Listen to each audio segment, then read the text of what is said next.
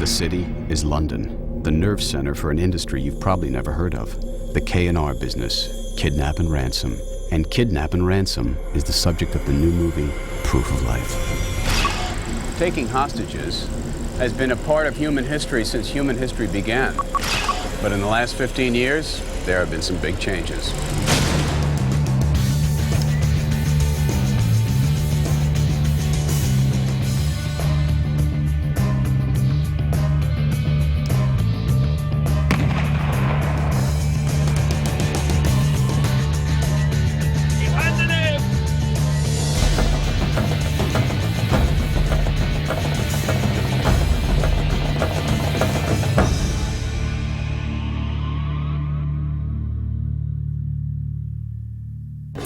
There's a lot of information in this story which we haven't seen before, we didn't know about. The fact that K&R is such a huge business and how it directly affects Americans. I never knew about the frequency of kidnapping. I didn't know it was such a big business. I had no idea it was used as the kind of political instrument it's used for. Proof of Life, it addresses an issue that the world is not that aware of at the moment, but is a huge growth industry, which is the kidnap and ransom business. Terry Thorne, played by Russell Crowe, who is a real professional, thinks he knows how to do it, he does it by the book. My company is the designated K&R consultant. What is K&R? Kidnap and ransom. When you first come across him in the film, he's in Chechnya, trying very hard to make the best of a bad situation. I think that the most dangerous part of the process is where you pay the ransom. Proof of life is what you need before you go into any sort of negotiation. Proof of life is a K&R term.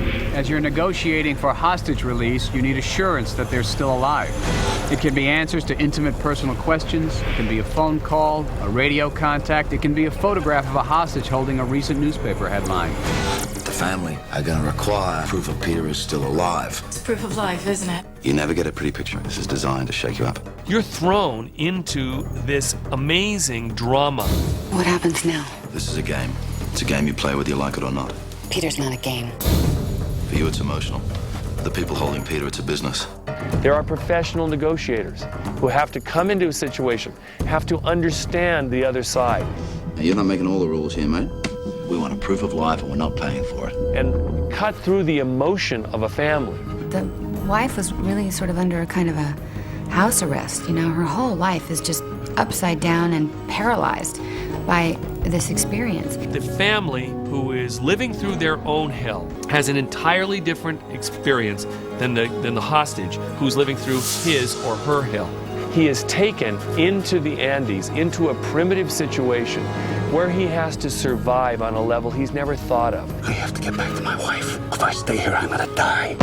So, you know, you meet her when she's really at a low point in her life. You know, clearly the marriage is falling apart. And then an even worse thing happens. So she has to start at the bottom and, you know, become empowered by crisis. You know, you always hope that in your life it doesn't have to be that dramatic, but I think, unfortunately, it is. You know, those crises in your life really change you and help you grow.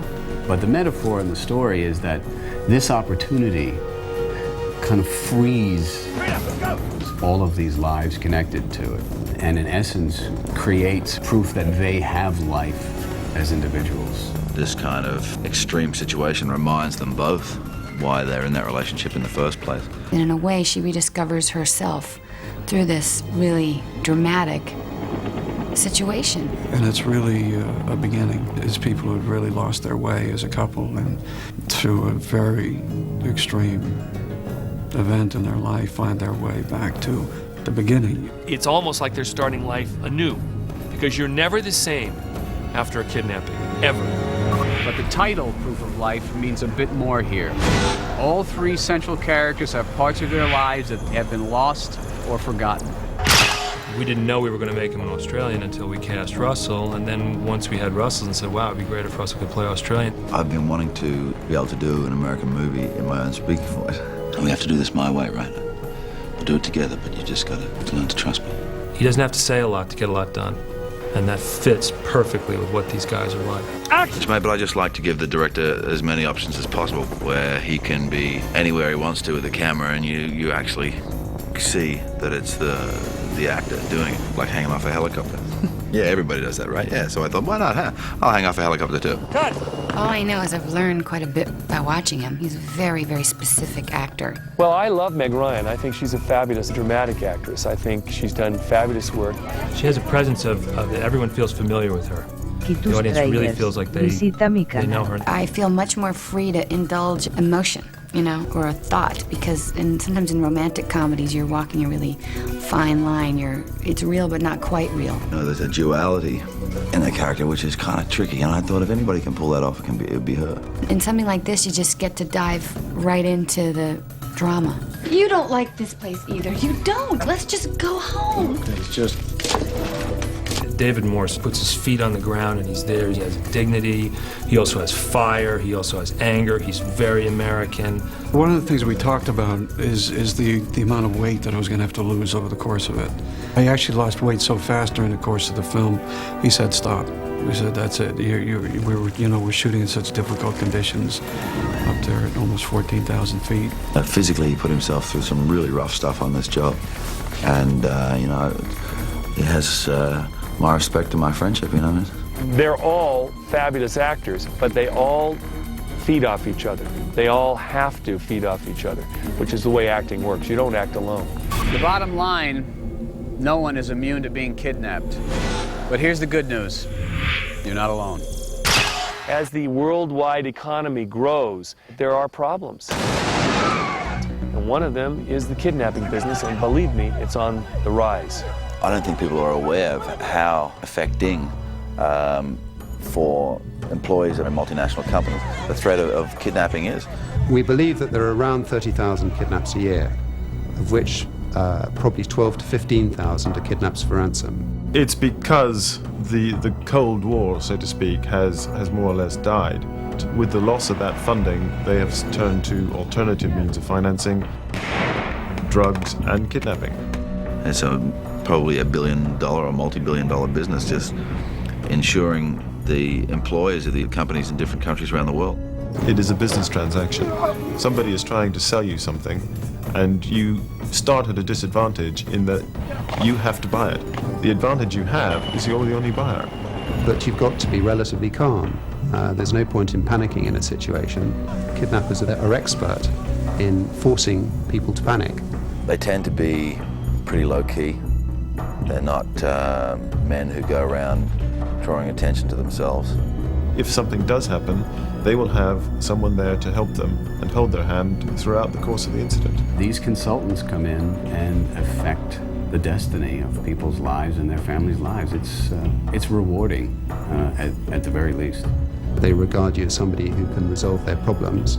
In many incidents, we've ended up as lifelong friends. To bring this feature film to the silver screen, 200 craftspeople representing 22 countries were assembled by producers Taylor Hackford and Chuck Muldehill. I'm a filmmaker. I wanted to show some of the beauty and grandeur and sheer kind of awe-inspiring power that the Andes have. Nice to have some background as they come down. The setting is, in this instance, a character. When Meg Ryan is going through the marketplace in Tacala City, she's going through a marketplace with real Andean Indians, with a real visceral smell, feeling, look, everything that's there. If I just had to imagine a fictitious, vague South American country, it's very specific in my mind, and I'm kind of confident about choices that way. Russell Crowe, when he's right down this hill running through a dense rainforest, it's a dense rainforest and it's pissing with rain all over it. That process of reality, I think, reflects on performances. And what I was trying to do was capture that. All right, let's do it. It was an extreme location, and it was very authentic, very right for the film, and challenging. Come on, let's go. Proof of Life is about how people deal with stress, and on a certain level, that's what a lot of the crew went through in the making of the film. I think they've only ever made one other movie there, so the infrastructure is not there, and a lot of challenges, really. It's a beautiful country, though, beautiful. We had to build a road from the main road up this hill We were shooting about an hour and a half out of Quito, and the drive is so long and treacherous, and the holes in the road could swallow a cow. And just getting the vehicles up there was a trek in itself. Anyway, we got there, and it was snowing, and it was raining, and it was windy, and there was sleet, and it was a nightmare. We were getting there first thing in the morning in the mist and leaving at night in the darkness, so I started living in my trailer. It was a lot less dangerous being out there with all the wild cats and the gorillas than it was doing that drive. And then you start hearing the hard facts, like you're going to be up at 9,000 or 11,000 feet, and you're going to be in third world that comes with its own set of difficulties. At 14,000 feet, getting out of the car and walking 10 feet, you felt like you were slogging through quicksand. We ended up having to send close to 20 crew members back home because their blood pressure just shot through the roof. We were doing that scene in that square. I think we'd done 1 or 2 takes, and then the sky opens up and this hailstorm just hits, and I mean big pieces of hail, and so everybody just scattered. Hail, right? Insane.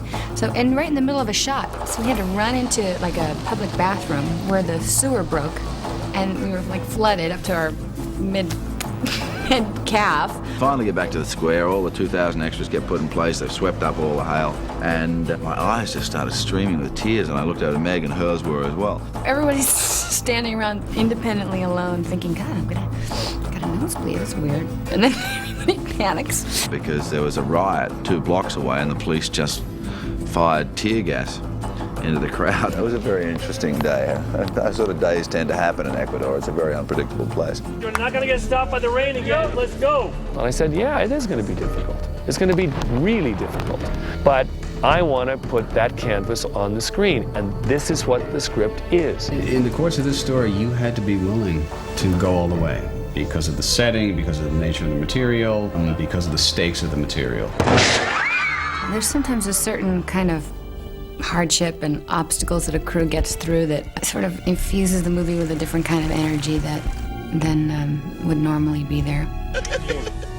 It was always good and bad that happened.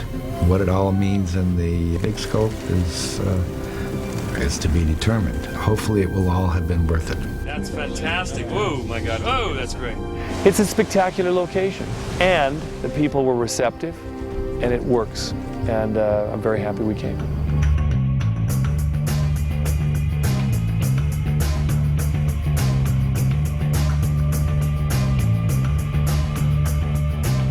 Life is a hybrid. It's an adventure film, and I think it will deliver in a major way as an adventure film. It's a vicarious experience for people to go and say, oh my God, what would happen to me if I was in that situation? Oh my God. So I think it's a very exciting film. I also think the way that Taylor's put the movie together, it's a very noble piece as well. Your husband isn't dead. He's alive. I'm going to do everything I can to make sure he gets home safe. I mean, these are the best people in the business, and I think people will be blown away by this movie, and to be a small part of it is everything I could ask for. So we're on then. Absolutely. So I would hope people would come just to be entertained, and at the same time they'll be touched and I think jolted, and hopefully walk out of the theater thinking. We'll see what happens.